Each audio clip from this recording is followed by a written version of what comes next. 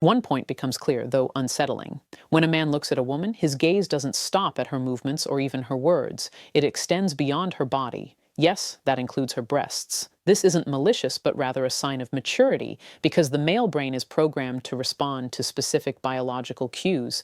Pretending you don't exist is a lie to yourself. Women know this all too well. It's not your appearance that they're experiencing, but your inability to feel comfortable with your emotions without justifying, apologizing for, or surrendering to them. This is where many men betray themselves. It's a bitter truth. Most men try to win women over with logic, strength, and desire, and that's why it doesn't work. You think you'll eventually make her love you simply by being kind, caring, and always there for her. You think that if you express your feelings honestly, she'll realize how much you care. You're wrong. Desire isn't something you negotiate like a business contract, nor is it something you achieve simply by ticking a checklist.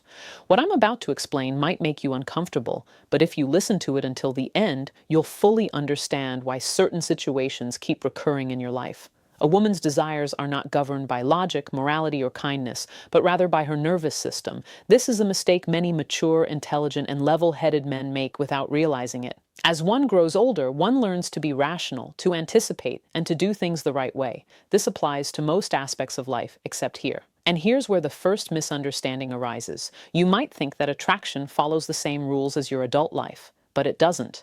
Why do older men fall into traps more often than younger men? Younger men often make the mistake of overestimating their worth. Older people often make mistakes. They want to reassure others, calm them down, and explain things to them. They say it's a good thing to do, but when they do, they relieve their own stress. There's no need for stress. If you've ever heard a woman say, "I don't know why, but I don't feel anything," then you'll understand what I'm about to say. The biggest mistake is being overconfident too early. Many men believe that a woman's self-confidence is attractive. They want to show her that they are different, more confident, and more serious. But timing is a dangerous factor. Overconfidence too early means losing attractiveness, because attractiveness doesn't build confidence. It feeds on unanswered questions. To understand this more clearly, let me tell you a very common story.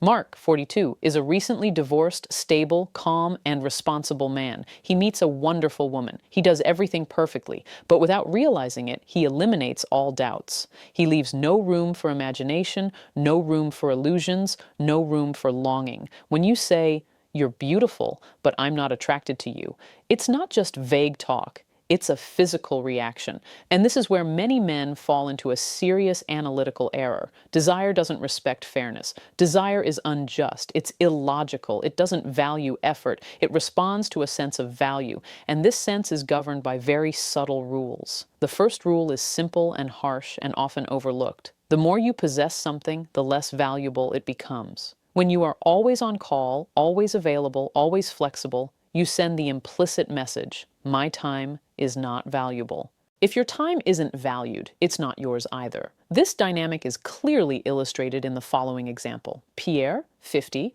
is a business owner. Initially, he values his work, then invests heavily in it. Constant messages, numerous plans, and full authority. She, however, doesn't feel valued. Instead, she feels rushed. It comes back when you focus, and it's not magic. It's based on a sound psychological principle. Unexpected rewards create a greater emotional investment than guaranteed rewards. When everything is predictable, the nervous system shuts down, and this principle isn't limited to texting or dating.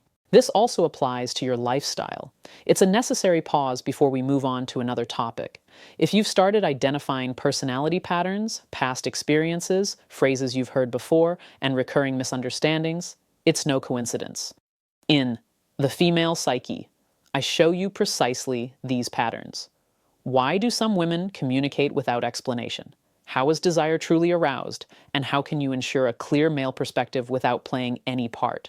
This isn't a guide to seduction. It's a deep psychological analysis. If you're interested, you'll find the link in the description and comments. Now let's return to something most men underestimate. Why does expectation lose interest? Stability is a virtue, but it can be lost in the wrong place.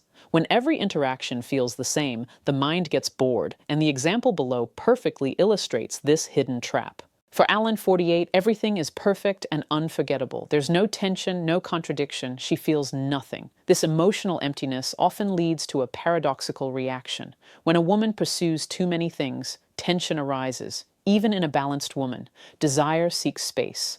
Now let's look at the opposite reason.